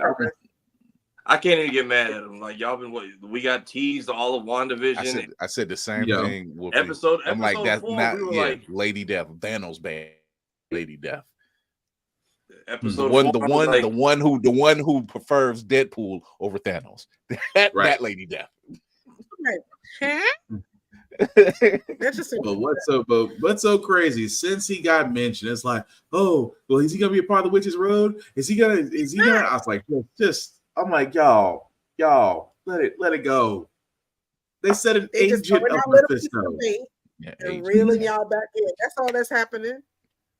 Now that's sigil. Now what got my ears perked up is when they asked him, "Who are you?" Like with Sasha Jennifer Kale, when she asked, "Who are you?" and he said again, that sigil showed up. And when she said, "Oh, there's a sigil," and I'm like, I was right. And they took a step back. Did you peep that? Yeah. I like I like that we clarified that it's not just Agatha, that's for everybody. Right. Yeah. That's what I wanted to confirm, that it wasn't just Agatha that wasn't catching it. No one else is catching it. Well, was it just the witches? Because didn't Sharon was gone when that happened, right? Right. I think she was. Yeah, I think she was. Yeah. Okay, so we don't know if it's everybody or just witches, but at this point, we know they did say to keep witches away. So whoever I'm looking at this right now, and Sharon is missing. So yeah, she was not around to confirm that, but yeah. So whoever, I'm putting it out there. I'm saying it's Billy Kaplan. The parallels are there. It makes parallels sense. Are very there. Because at first I was like, it's a twisted version of Wiccan, and I'm like, no, it doesn't add up. I was like, but Billy Kaplan, it does fit. I mean, it really does, especially the sigil that she never cracked, which is like, well, I didn't put the sigil on him. Well, somebody doesn't want you hit. You're basically hidden from witches. Every other witch wants to figure out why you're here. Agatha doesn't even have a problem with him. I'm like, he's gonna want to. Yeah, they were trying to say that it could be Agatha's son, Nicholas Scratch, and I'm like, no, because like it's like when the wine scene, she's like, no, you're not drinking. It's not. It's just a part of her maternal instinct kicking in. It's not his mom, okay. Because you see her nightmare that shows up when she hears a child crying and everything else. So it's part of her maternal instinct kicking in because it's possibly the only regret she has. Although I'm kind of mad about that Game of Thrones moment. Everybody hit the wine. I'm like, wait a second. Nobody immediately went to the paranoid thing. Like, wine disappeared out of nowhere. It's like, oh, everybody will take a hit. Except for Mrs. Foreman. She was like, said she's had a rough day. She almost got eaten by mud. It's been right. This is a kidnapping. This is the worst party I've ever been to. Sharon's had oh my goodness. But yeah, I'm liking what they're doing. These somebody talk to Patty LuPone. I love her. That woman is yes. She does not back down. I seen her do like a hot wing, like a hot one thing, and she was talking about. Somebody asked her, I can't remember who was interviewing her. It might have been Aubrey Plaza. I can't remember. It was Aubrey Plaza. And they were asking her like, you had said something about Madonna being an actress, blah blah blah. She said, "Do you want to recant anything?" She looked dead in the camera. She's like, "Either you can apologize or you can eat another spicy wing." She looked dead in the camera, grabbed the wing, and was like, what? Still, damn. I just all I could say was like, oh, I like your energy. I like your energy a lot. I still want to know what's haunting her because when she was screaming, "We have to save or protect Agatha," I'm like, okay, but who told you that? Right. They have some really, yeah. It's like she's having a Professor Trelawney moment when she said that. Like she doesn't even realize she's saying it. Right. Every time she has those visions, she's not herself. She doesn't realize what's going on. So, but you could tell each one of them has had a moment of clarity that their humanity kicked in. The only two people we didn't see any like trauma moment for was Mrs. Hart and Teen. Exactly. Well, I think by Mrs. that time Hart, she had passed out by that time. She did. She did. She had a flashback to the first episode of WandaVision, which she was screaming Wanda. She was screaming Wanda. Wanda, let him breathe. Let him breathe. Yeah, because I was like, that was like the first inkling of that show that she was in control, and I was like, okay, so confirmed Wanda was choking that man out and didn't realize it, which is why Vision didn't even step in until she told him to. Pretty much. And then she just couldn't. Wanda was in so much grief, but go back, watch those breakdowns of WandaVision. Yeah, she just kept laughing like and saying stop it, but now we realize okay, she was stuck in character. She was like really panicking back then. Yeah. But I like this horror aspect. This is how you get it. Like they've managed.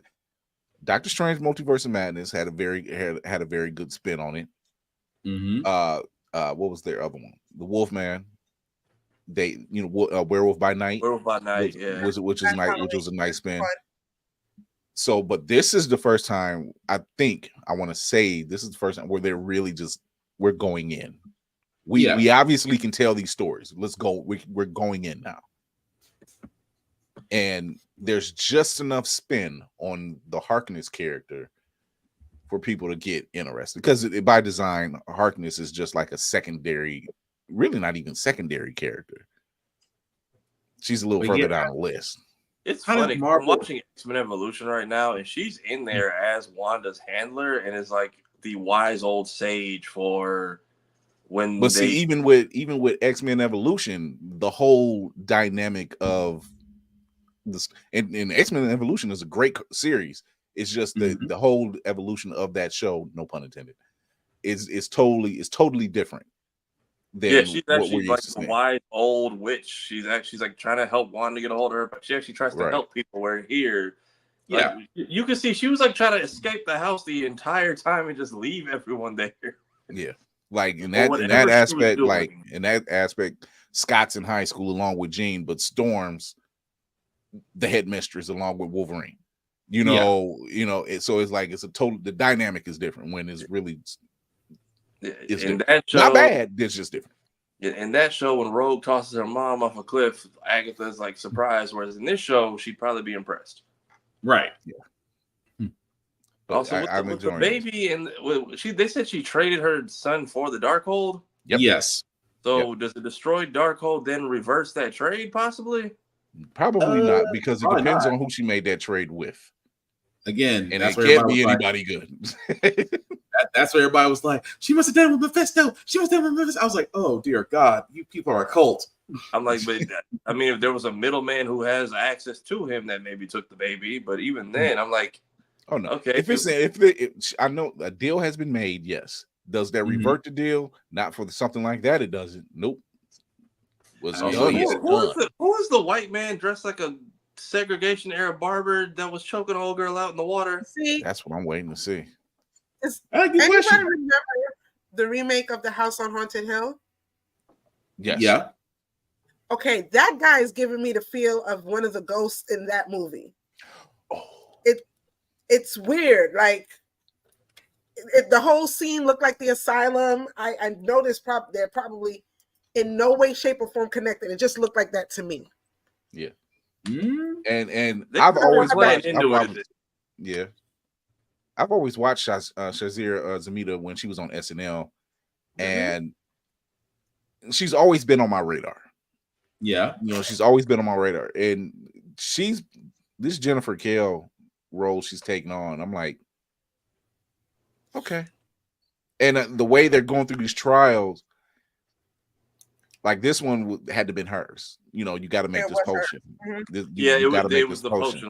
Yeah, and the fact that you may not have your powers, and like Agatha said, you don't have your powers, but you have your knowledge. You know this.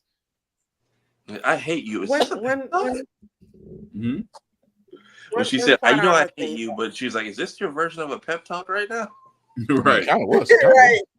Go ahead, Whoopty. What would they have done if they couldn't take teen on the road? Because if one of the ingredients was the blood of the unpoisoned, what if it was just the women? They would have been screwed. Yeah, they would have been screwed. They've been screwed. I mean, this could have been what the sigil was about, was keeping people like him from this specific reason. Yeah. Thank you for being underage.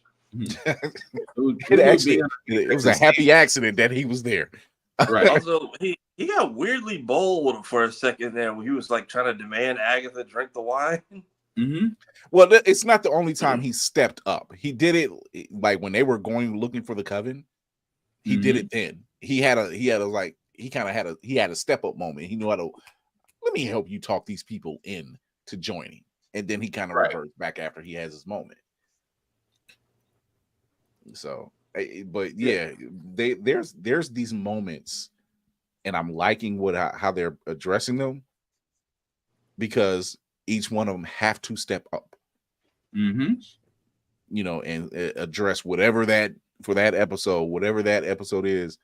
And seeing Jennifer Kale just like literally start to freak out, and can't figure out, like, I don't know, I've never made this before. And that's when Agatha says, hold on, look here.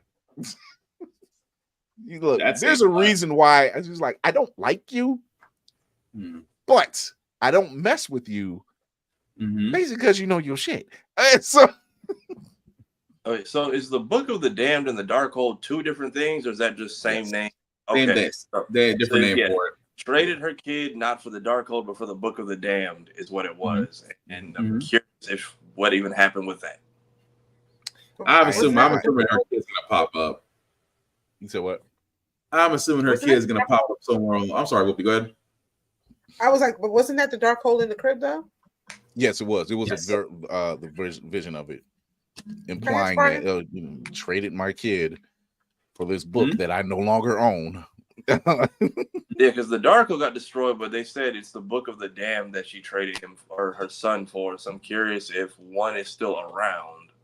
Oh, you know what they say? Even the guy who was in the library in the first episode, when he says, "Oh yeah, every copy was destroyed." Right. But Agatha never said she lost it. Yeah. So that's also another thing. And then the kid saying, a lot happened to me at 13 too. I'm just like, what are we alluding to here? 13. Billy Kaplan has been through a lot of stuff around that age. Hmm. And that number. I've already deduced that this has got to be Billy Kaplan because let's face it, you have Vision Quest moving forward. This will be the second spinoff from WandaVision. There's rumors of a third. I would be highly impressed if it's dealing with Wanda's kids, which means you have to deal with Wanda. Yep. It's always going to be there. Elizabeth Olsen has gone on record saying, if the story is good, I want to come back. I don't find it that easy. Like, this is how you one off her. I don't see that. Again, she didn't die. She did not die in Multiverse of Madness. Yeah. She didn't die. At least we didn't see a body. We didn't see it. Right. We didn't see a body. body. You didn't see it. And even the body that Agatha was seeing wasn't there. Although I love the fact they said the dark hole was destroyed. I'm like, well, the dark hole cannot be destroyed. It's assumed it can be, but it always pops up in another form somewhere else. Yeah. And again, like Strange said she destroyed every version of it in the multiverse. Yeah. Did she? No. Did she really destroy it or did she consolidate it? Did she think she did? Like there's a lot of Either way, that's what makes me think at the end of all this, because I have a feeling Agatha is Agatha, and we already saw Sharon didn't make it, but it's like the cast Survivor. There's gonna be some other ones getting knocked off on the way there. I seen it and I was kind of disappointed, but I was like, okay. I was like, oh man, not Mrs. Foreman. I'm still confused on what happened. So when they did that potion, one, she's not part of the coven. Two, when they did that potion, they had to put a strand of hair in, and they didn't have hers. Yeah. Okay, I figured because I'm like, she looks almost like she drowned. I'm like, I know for a fact she didn't. So I'm like, which part of the clock running out did she not make it in? And I did peep the hair that they just forgot about her on the table. Yeah. And not only that, by the time it was all said and done, even if they did need her hair, she's not part of the coven. It doesn't matter. Wouldn't work anyway. Yeah. So it was kind of like this is it. And they was the state, and these were the stages. They were saying the hallucinations first, the swelling, hallucinations, then the dizziness and loss of your extremities, and then death. Right. I still By the time they probably shut down the oven, she was probably gone already. Yeah. Because they said it was like how somebody so little. Everybody else. Yeah. Like progression of what was going on. She was at least 15 minutes ahead of everybody else. 15, 20 minutes. Yeah. And then it was like, she's so little. Why is she so heavy? Because she's gone. Yeah. She's dead weight, literally. So even when they forced Agatha to drink the wine, they're like, why can't he do it? He's like, he's technically not part of this coven, but he still put a hair in. So I guess there are technicalities here they got to follow. I think that's sigil protective. Yeah, not only that, he's been saying he knows some things about magic. He wants to learn some things about magic, and he hasn't been, to the casual viewer. Oh, he just wants to learn more about magic. What if the thing he wants the most? Who could show him? Yeah, he knows about Agatha, but who's better than Agatha? His mama. Yeah. If that's his mama, I'm just gonna say that. If that's his mama, but it would be Wanda, because they even said Wanda doesn't need. What was it? She doesn't need something that normal witches would have to use. Like Wanda, and you're right. Wanda learned those spells. She didn't have to read the Darkhold. She wanted to. She was in a desperation mode. She didn't have to do the Darkhold. She's just like, I want my kids back. I don't see another option right now. And she did out of greed. This was 616 Wanda? Yes. Yeah. It's supposed to be 616 Wanda. Yeah. And I'm just like, we're not seeing the face. We're not really seeing a body because Agatha's the only one who's seeing quote unquote body. Because remember, she went to the coroner's office and she didn't see one, and all of a sudden it shows up. Right. This goes to show you. Also, again, shout out to the horror actor. Nothing like facing your worst fears on the 3rd episode. I like it. Yeah, and then people were saying when the toe tag turned into a like a checkout list, that could possibly all be the previous holders of the book, and it stopped with her because of the Doctor Strange movie. Could be possible. But I'll tell you this much: what this series is going to do is the same thing that WandaVision did for Age of Ultron. It's going to cause people to go back and watch it. Have you ever heard the Ship of Theseus? That'll always be stuck in my head from WandaVision. That is still a bar to sit. I'm like, you two sons of bitches, stop fighting to have a theological discussion. How to break this down. So he's gonna get his life story told to him by Ultron from like a 1 week extended flash drive or something. I can see that. Would it be messed up if Ultron did, just see James Spader come out of nowhere and literally give a monologue on how you got here?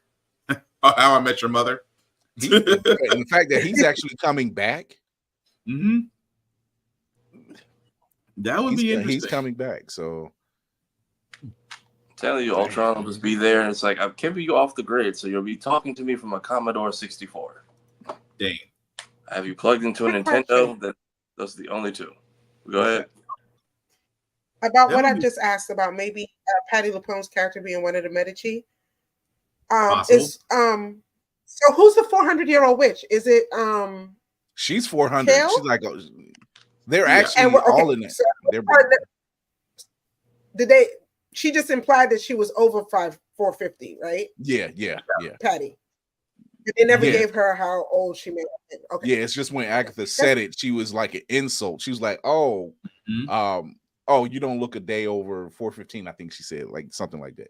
So she just implied that they obviously know of each other. They just stay out of each other's way. Right. And they just view Agatha as like, she's basically the worst of us. Like she's the worst of us. I think they all are centuries old, because even when they were drinking wine and having the round table talk about, like, we all get a bad rep. I blame Halloween. Like, would you see a pointy hat at this table?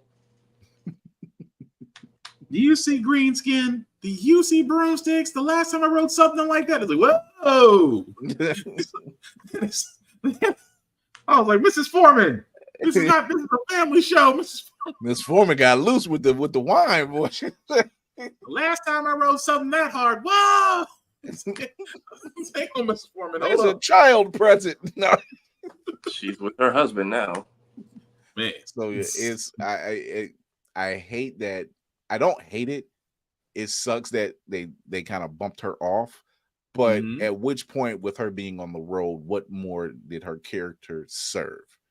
Other than Agatha avoiding actually getting the Green Witch. Cannon fodder. So it was just like, she was like, I need to get down here. Screw it. This is why I say place your bets. Who makes it to the end? Right, and clearly how fast she was trying to just abandon everyone, even though you can't make it to the end of the road clearly without them. I'm waiting to see when she finally gets it that you can't just dip on everybody. Right. You're right. And then what was do we even know what was haunting Patti LuPone in that one scene with the skull person and the zombie dude, and then her speaking in whatever? It was something Victorian. Right. Okay. It was something Victorian because she's seen a young girl and you muted Whoopi. I got it. That's why I mentioned the Medici, because they're it's a little bit older. It's giving me Anne Boleyn.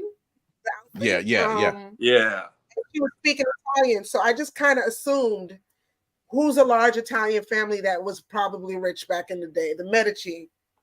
Mm-hmm. I'm curious if one of those things she saw, or one of them are the things haunting her that's making her shout that stuff all the time. Probably. Yeah, probably. Because it seems that when you, let's face it, I've watched the first 2 episodes 3 times each already, just for details and everything, and then the song, of course. And so, like, I'm invested. I was already invested. So now it's just like, okay, let me go back. Let's watch this episode again, and like kind of start going through it, you know, because even they didn't like. It's a nice house. Don't know what's up with it, right? You know, so yeah, you know, why is Jennifer Kale's skincare products here? Like of all things, like nobody else has their stuff here at all, just hers, you know. So it makes you wonder about a couple things. So the paranoid level is not high enough. It's like nobody asks questions. So on that note, wrap-up protocol initiated, Captain. we are heading out of here. We will be back Tuesday. Yeah. Yes. Whoopty, talk to the people. Hi. I'm Whoopty Freaking Do. You can find me on only 2 places. Whoopty Freaking Do on both Instagram and TikTok. And there's also, if you're looking for nerdy nails, this is kind of. The woman is an artist. Here's my Beetlejuice one. It's a Beetlejuice Nice. one right here. Great for the spooky season. You can find those at Fresh Press by Z, also on Instagram. Right. Tafari. Nice. So you can find me under this name on all platforms. I usually post on Mondays to make them less terrible. Currently did a skit, another one about the Power World Pokemon beef that seems to keep going on. Also, I have one more rewatch, and I am officially done. Verb, appreciate you, man, for real. I have one more video, and I'm done with my official rewatch of X-Men Evolution, so feel free to join for that fun bumpy ride. Apocalypse has officially reared his ugly head. Also, didn't realize this is where X-23 came from. Yeah. So going through that. Also, thank y'all. We are now 100 people away, 100 subscribers away from 4,000. So appreciate y'all for that. If you missed it, we did a reaction to Sinners. We did a reaction to RDC short film, and I guess Kira's thirst called everyone to the yard because Sinners is like the most popular thing we've posted this month. So and it's only been rising as we've been on this camera. All you MBJ fans out there, I appreciate you. That's why she needs that day for recovery. She's like, I've done my job. There's nothing else I can give. 724 hours ain't bad, and it's going up as we've been here. They are watching the whole thing. We did that and the Thunderbolts. So if you want to rewatch Agatha or the Penguin, I will be reloading those tomorrow with pictures so y'all can follow along and know all the damn references we make. Other than that, thank y'all for watching. Please go check out the interview playlist. A lot of cool stuff over there. And that is it for me. Right, Spartan. All right. Black_Spartan 615. You can find me in the socials. Shows are still going on, guys. How the Frack got here every Wednesday at 7. Get Bit Podcast tomorrow, 8:30-ish. Podcast can be found wherever you get your podcast from. Please check out the blerdseyeview.org website. We are all writers there. At the same time, guys, a like, share, follow costs nothing. That shout out to the great Reverend who is now resting before his next sermon because he does the preaching. I do the collection plates. Outside that, guys, check out Tafari TV for his 3 videos on cons because cons are still going around. Rules still apply, guys. Respect the cosplayer. Cosplay is not consent. Please treat people with kindness like human beings. It's all I ask because then they get a guy like me to throw you out. And I'm working on my throwing. I'm not working on my aiming. I'm working on my apparently, according to Hellspawn, it is Talk Short People Day coming up. So every year with that guy. Yeah, him and his bow with the little people still goes on, surprisingly. Also, hygiene is important. Guys, I am seeing more people bring deodorant and soaps to cons. As much as that is a nice gesture, honestly, it does not cost that much, guys, to come in clean with clean clothes because these cons can be very small and very little room to navigate. Your funk should not enter the room before you do. And also, native deodorant doesn't work. And the last rule that I have for myself is for everybody else, guys. Again, be nice, be kind, share fandoms. Don't be a dick, and we'll all be cool. All right. It's not the women. It's the guys for some reason. Yeah. So I am your host. I'm the captain of the ship. I'm the man on the wall, Chris Fury. Thank you for tuning in. We want to thank our guest Hotep for chopping through. Go check the site out. Use Blerd's Eye as your code. Get that $200 off. That's a great deal, actually, for a program that is very beneficial for a lot of up and coming artists, writers, storytellers, animators, the whole nine. So go check that out. You don't want to miss it. You'll be seeing that commercial be played continuously during the show. So don't worry. We'll be back Tuesday. You can catch us Tuesdays and Thursdays, 8 p.m. Eastern on YouTube, Twitch, and IG.